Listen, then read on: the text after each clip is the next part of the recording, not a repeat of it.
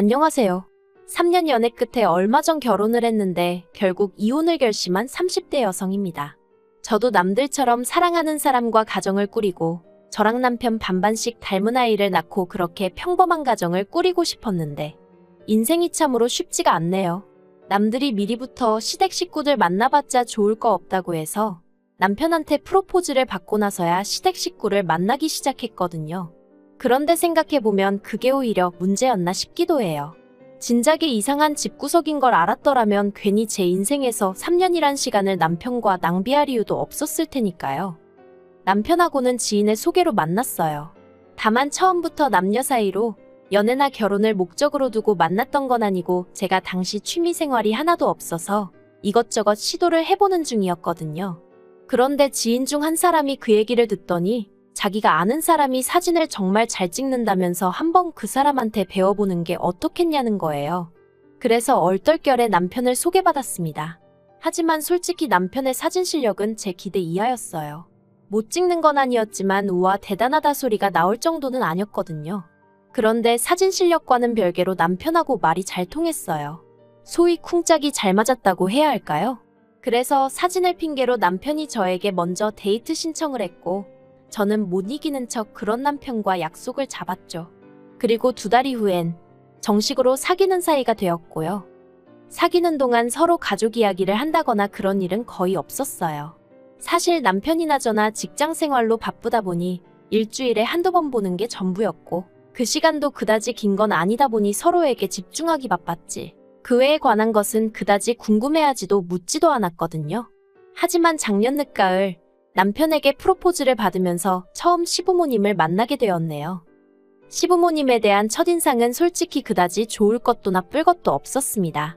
일단 제 스스로가 워낙에 긴장을 많이 했던 탓에 제가 어떻게 보일지 대답은 잘하고 있는 건지 그쪽으로만 신경이 쓰였거든요. 다만 어머님 아버님 2분 사이가 그다지 좋은 것 같지는 않대요. 그리고 역시나 제 예상대로 집에 돌아오는 길에 남편이 말하길 실은 아버님이 젊은 시절 어머님 속을 많이 썩이셨답니다. 사업도 3번이나 망하셨고 그 와중에 바람까지 펴서 어머님이 마음고생을 많이 하셨다는 거예요. 이미 다 지난 과거라며 별일 아니라는 듯 이야기를 하는 남편에게 차마 놀랐다는 반응을 보일 수가 없어 짐짓 저도 그렇구나 하고 아무렇지 않은 척은 했지만 솔직히 당황스러웠던 게 사실이에요. 아들은 결국 아버지를 닮게 돼 있다는 말도 생각나고 하지만 그때는 그래도 제 눈에 콩깍지가 씌어있기도 했고 그간 지켜본 남편은 절대 그럴 사람은 아니라는 믿음이 있었거든요. 그래서 당황스러웠던 마음도 잠시 이내 별일 없었던 듯 결혼 준비를 이어나갔죠. 상견례는 제가 시댁에 인사를 드리고 온 뒤 1달 반 만에 이루어졌습니다. 장소는 시댁과 저희 집 중간에 위치한 한정식 집이었고요. 원래는 호텔 중식당에서 하려고 했는데 시부모님께서 장소가 저희 집에서 더 가깝다는 이유로 기분 나쁜 티를 내셔서 그냥 중간에 위치한 그저 그런 한정식 집에서 할 수밖에 없었네요.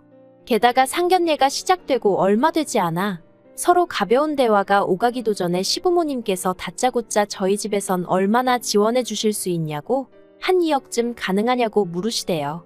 어차피 오갔어야 할 대화이긴 했지만 그래도 뭐랄까 별로 보기에도 듣기에도 좋진 않았죠. 아무튼 아버님이 자꾸 2억 이야기를 하셔서 친정아버지가 그럼 우리도 2억을 해주겠다고 그렇게 얘기가 마무리되었어요. 그런데 신혼집을 구하는 과정에서 당혹스러운 일을 겪게 되었습니다. 분명히 상견례 자리에서 먼저 2억 타령을 해대신 아버님께서 말을 바꾸셨거든요. 무슨 말장난하는 것도 아니고 당신은 저 아버지한테 그냥 물어본 거지 당신이 2억을 해주겠단 소리는 아니었다나요. 어이가 없어서 제가 남편을 통해 아무래도 오해가 있었던 것 같다. 그러면 정확히 얼마를 해주신다는 이야기냐 여쭙습니다.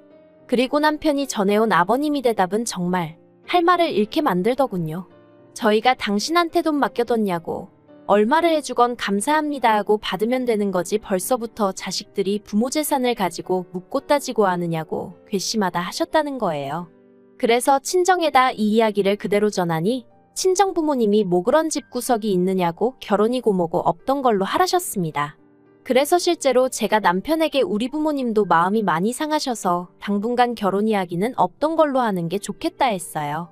그랬더니 남편이 그게 무슨 소리냐며 그제서야 자기가 시부모님이랑 제대로 단판을 짓고 오겠네 어쩌겠네 하더니 그렇게 해서 지원을 받기로 한 게 4천만 원이었습니다. 솔직히 시부모님 말씀대로 4천만 원을 해주시건 400만 원을 해주시건 그저 고맙습니다 하고 받는 게 틀린 말은 아니죠. 시부모님 두 분이 열심히 고생하셔서 번 돈이니 저나 남편이 결혼을 핑계로 무조건 요구해서는 안 되는 거고요. 하지만 시부모님이 돈을 빌미로 저나 저희 부모님을 대하는 과정에서 마음이 많이 상했던 게 사실이에요. 그래도 다행이라고 해야 할지 친정 부모님께선 원래 해주신다던 2억 그대로 지원해 주시겠다 하셨습니다. 사위가 얼마나 예뻐서도 아니고 사돈한테 잘 보이자고 그런 건 더더욱 아니고 하나뿐인 딸, 제가 고생하는 게 보기 싫어 해주시는 거라 하셨어요. 그리고 그런 저희 부모님 앞에서 남편은 제대로 고개를 들지 못했죠. 하지만 여기서 끝이었으면 얼마나 다행이었을까요? 문제는 그나마 주시기로 한 4천도 이 핑계 저 핑계를 대시며 안 주시는 거죠. 나중엔 말씀하시기를 저희 잔금 치르기로 한 날 하루 전에 주시겠다더니 막상 당일이 되어 연락을 드리니 이번엔 또 배탈이 나서 은행에 못 가고 계신다대요. 그리고 남편도 답답하고 하니까 그럼 어떡하냐고 볼멘 소리를 한 모양이던데 그걸 빌미로 막대 먹었다고 끝까지 돈을 안 주셨어요. 그리곤 며칠 뒤 말씀하시기를 어차피 그 돈 없이도 잔금 잘 치르고 하지 않았냐며 그땐 저희가 너무 괘씸해서 주기 싫으셨답니다. 그리고 이제 어느 정도 상황이 해결이 되었으니 그 4천을 1억으로 불려서 다음에 이사 갈 때 주시겠다는 약속을 하시더라고요. 당연히 믿음이 갈 리가 없었죠.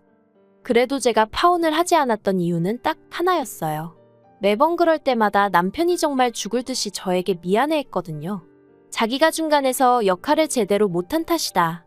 자기도 자기 부모님이 저렇게 쉽게 말을 바꾸시는 분들인 줄은 몰랐다. 어쨌든 미안하다. 그리고 저희 친정부모님한텐 또 엄청나게 깍듯하기도 했어요.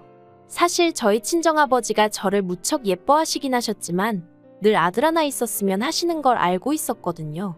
그런데 남편이 나름대로 싹싹하게 저희 아버지 기분도 맞춰드리려고 하고 그런 모습을 보니까 저도 어머님 때문에 화가 나고 속이 상해도 모진 소리는 못하겠더라고요. 그리고 저희 아버지도 저한테는 남편 부모님이 이상하다며 욕을 하실지언정 자식이 부모를 선택한 것도 아니고 저희 시부모님이 그 모양인 게 남편 잘못은 아니지 않냐 하시며 정작 남편한테는 싫은 소리 한마디 안 하시대요. 아무튼 그래서 결국 어찌저찌 결혼까지 하게 되었죠. 그런데 이달 초에 있었던 아버님 생신을 계기로 결국 남편과 헤어지기로 마음을 먹었습니다. 이걸 어디서부터 어떻게 말을 꺼내야 하나 싶은데 사실 아버님 생신을 앞두고 남편한테 보통 어떻게 축하를 하냐고 물어봤었는데 그 내용이 충격적이었어요. 저는 그냥 가족끼리 모여서 식사하고 선물 주고받고 뭐 그 정도 생각하면서 올해 음식 정도는 내가 하면 되려나 싶었거든요.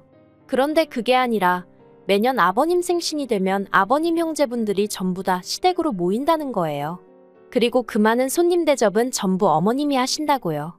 그래서 제가 남편더러 그러면 어머님 생신 때는 아버님이 그렇게 챙겨드리냐? 어머님 형제분들이 다 오시는 거냐 하니까 약간 허점을 찔린 듯한 표정을 짓더니 그건 아니고 아버님 생신 때만 그렇게 한다는 거예요.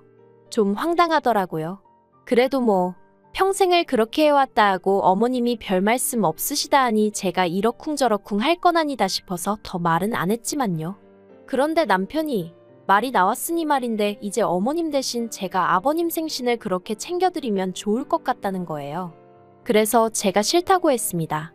어머님이야 어머님 남편이니까 그렇게 해드렸는지 몰라도 나는 그렇게까진 못한다고요. 그랬더니 남편이 이내 또다시 당황한 표정을 하더니 그러면 저더러 어머님이랑 얘기를 한번 해보라는데 도대체 뭘 이야기를 해보라는 건지 아무튼 더는 왈가왈부하기 싫어서 일단 알겠다고 하고 넘겼네요. 그리고 아버님 생신을 이틀 앞두고 어머님께서 전화를 해오셨습니다. 저더러 아버님 생신인 건 아냐 그러시길래 안다고 했더니 그런데 어째서 가타부타 말이 없냐 하시더라고요. 그래서 제가 남편하고 상의하셔야 하는 거 아니냐고 물었어요. 사실 그렇잖아요. 아버님 생신이면 어머님하고 아들인 저희 남편이 상의를 하면 될 일이지. 남편을 건너뛰고 저랑 무슨 이야기를 하시고 싶으시단 건지. 게다가 아버님 생신인 걸 제가 안다고 제가 먼저 무슨 얘기를 하겠어요. 가뜩이나 남편한테 들은 이야기도 있는데. 아무튼 제가 그렇게 나가자 어머님이 남자애가 뭘 알겠냐고 걔랑 얘기를 하겠냐면서 저더러 내일 출근하지 말랍니다. 회사에는 아파서 못 간다고 하든 어쩌든 이야기를 잘하고 시댁으로 오라는 거예요. 시댁에 와서 토요일 아버님 생신상에 차릴 음식을 같이 좀 하자고요. 황당해서 잠깐 말문이 막혔지만 제가 그렇게는 못한다고 했습니다. 제 도움이 정말 필요하다 하시면 토요일 아침에 갈 수 있도록 노력은 해보겠지만 회사까지 빠져가면서 그렇게는 못한다고요. 그리고 문득 든 생각이 정 도움이 필요하시면 남편한테 얘기해보시라고 했어요. 남편이야말로 자기 아버지 생신인데 어머님이 그 정도로 도움이 필요하다시면 연차라도 내야 하지 않겠냐고요. 그랬더니 어머님이 뜬금없이 저더러 친정에서 그렇게 배웠냐입니다. 친정까지 들먹이시는데 저라고 좋은 소리가 나갔겠어요? 그래서 저희 친정에선 부모님 생일상 때문에 자식더러 회사 못 가게 하는 적이 없어서 배우고 말고 할 게 없었다고 했죠. 그리고 결국 이튿날 저는 시댁 대신 회사에 갔어요. 그랬더니 남편도 서운한 티를 팍팍 내더라고요. 점심시간에 통화를 하는데 자기가 어머님이랑 통화를 했는데 혼자 음식하시느라 정신이 없으시더라.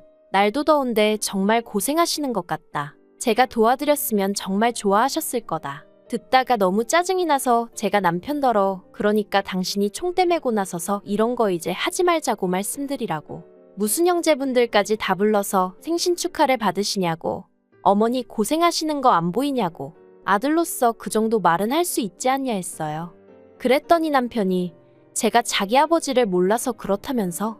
모르긴 뭘 몰라. 자기가 사업 망하고 바람피고 어머님한테 개차반이라고 다 말해줘놓고. 물론 그 소리를 입 밖으로 내진 않았지만요. 그리고 아버님 생신당일이었어요. 1시부터 점심 식사라고 하셨지만 그래도 혼자 고생하셨다는 말이 마음에 걸려서 오전 10시쯤 시댁에 도착을 했어요. 그랬더니 어머님이 뭐 이렇게 일찍씩이나 왔냐면서 한껏 빈정거리시대요. 거기서 저도 마음이 많이 상했죠. 그런데 뒤이어 느지막이 기상하신 아버님께서 저를 보시곤 내년부턴 군소리 말고 네가 차려라 하시는 거예요. 그래서 제가 남편을 쳐다봤습니다. 내심 남편이 무슨 말이라도 해주길 바랬거든요. 어제 서로 나눈 얘기도 있었으니까요. 그런데 남편이 자긴 아무것도 모른다는 식으로 먼 산만 보고 있는 게 아니겠어요? 어이가 없어서 아버님한테 저는 못한다고 했습니다. 어머님이야 전업주부시고 아버님 아내니까 이렇게 해주셨는지 몰라도 저는 이렇게 못한다고 대신 생신 때 맛있는 데 모시고 가서 식사 대접하겠다고 했죠. 하지만 이내 말은 똑바로 해놔야지 싶어서 형제분들은 빼고요라고 덧붙였습니다. 까놓고 매해 무슨 잔치 해드릴 일 있나요? 아무튼 저도 마음이 상했지만 저 때문에 어머님 아버님도 마음이 상하신 게 눈에 보이대요. 솔직히 제가 뭘 잘못했다는 생각은 안 들었지만 그래도 어째서인지 죄송스러운 마음이 들긴 했고요. 그래서 그때부턴 나름대로 싹싹하고 빠릿빠릿하게 움직이면서 분위기에 맞춰드리고 있었어요. 그런데 어느덧 아버님 형제분들 오시고 술도 한두 잔 들어가자 아버님이 대뜸 요새 장사치들이 얼마나 돈을 더럽게 버는지 아냐입니다. 장사하는 인간들이 하는 말은 하나 믿을게 못 된다면서 오죽하면 장사꾼 똥은 개도 안 먹는다는 소리를 하시는 거예요. 게다가 뭘 하셨더라. 장사하는 놈들은 돈밖에 몰라서 자식 교육은 나 몰라라 하더라. 내가 아는 누구도 자식 새끼가 싸가지가 있네 없네. 그러면서 슬며시 저를 보시는데 아, 나들으라고 하시는 말씀이구나 싶은 게 저희 친정부모님이 두 분 다 동대문 상가에서 30년째 장사를 하고 계셨거든요. 그리고 결국 저랑 남편 결혼할 때 시댁에서는 한 푼도 안 해주셨고 저희 친정에서 다 해주셨잖아요. 하지만 맹세컨대 그걸로 저나 저희 부모님이 시부모님한테 생색 한번 제대로 낸 적 없는데 아무튼 그러면서 괜히 이재성 씨를 들먹이셨습니다.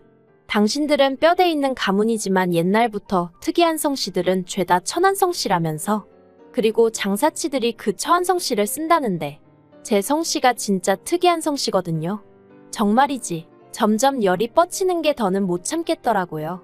그래서 아버님한테 그만 좀 하시라고 한마디 했어요.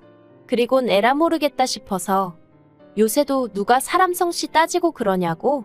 요샌 다 재산 따지고 인품 본다고. 저도 재산이나 따지고 인품이나 볼 걸 그걸 안 본 게 너무너무 후회가 된다 하곤 뒤도 안 돌아보고 제 집만 챙겨서 뛰쳐나왔습니다.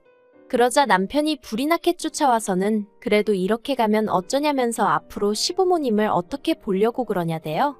그래서 안 보려고 그런다고 소리를 질렀죠. 내가 너 뭘 보고 결혼한 건지 착하디 착한 마음씨? 그것도 생각해보니 죄다 헛소리라고 아주 그냥 되는 대로 저도 막 내뱉은 것 같아요. 너무 성질이 나니까 말이 되나 안 되나 따질 새도 없었거든요. 그래서 결국 이튿날 남편한테 이 결혼 없던 걸로 하자 했어요. 다행히 혼인신고는 서류 작성까지 다 끝내놓고 같이 가서 신고할 시간이 여의치가 않아 못하고 있었는데 저희 조상님이 도우셨다 싶대요. 친정 부모님까지 저희 집에 오셔서는 남편한테 쓸데없이 우리 원망하지 말라셨어요. 그리고 시부모님한테도 전화하셔서 장사치니 뭐니 이상한 소리 하지 말고 나이가 많은 것도 아닌데 어디 가서 돈이라도 벌라고 아들 하나 장가 보내면서 부모가 돼서는 쪽팔리지도 않았냐고 한마디 하셨다네요. 진짜 양반 집구석이면 이런 경우 없는 짓거리 하겠냐면서요.